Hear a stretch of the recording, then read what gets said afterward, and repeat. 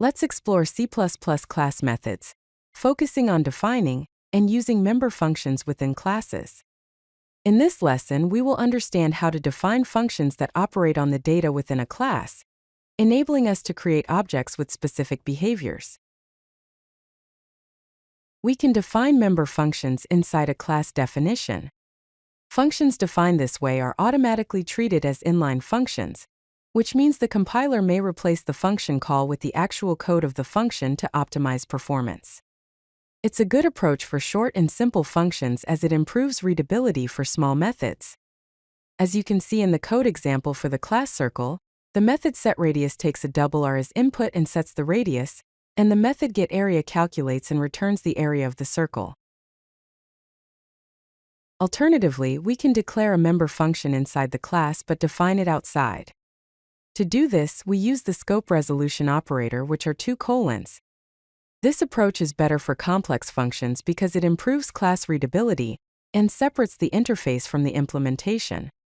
In the code example, you can see the class rectangle. The function setDimensions is declared inside the class, but defined outside using the scope resolution operator.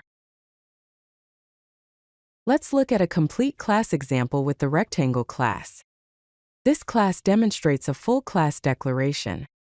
It includes private data members, which are width and height, ensuring data encapsulation. Also, it has a constructor with default parameters allowing you to create rectangle objects with initial dimensions, and member function declarations like setDimensions, getArea, and getPerimeter that will be defined outside the class.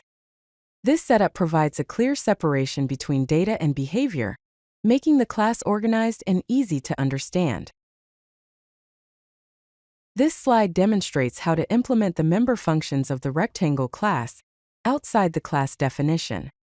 When doing this, it's important to use the scope resolution operator, which are two colons, to specify that these functions belong to the rectangle class.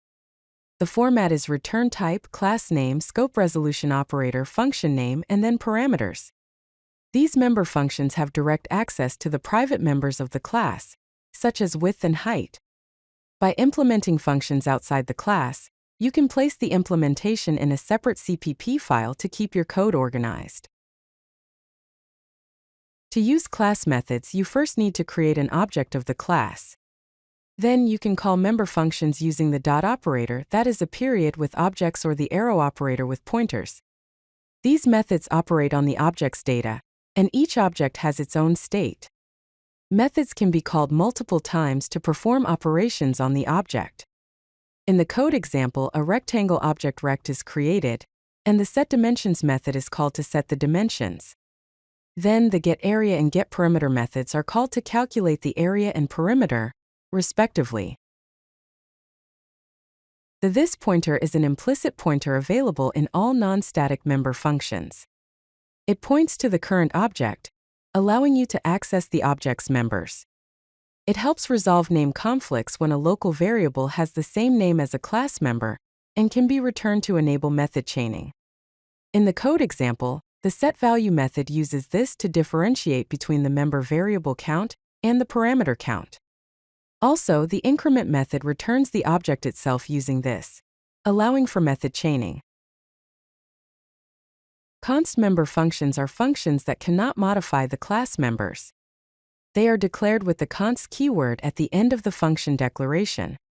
These functions signal that the method will not change the object's state and can be called on const objects, which improves code safety by enforcing const correctness.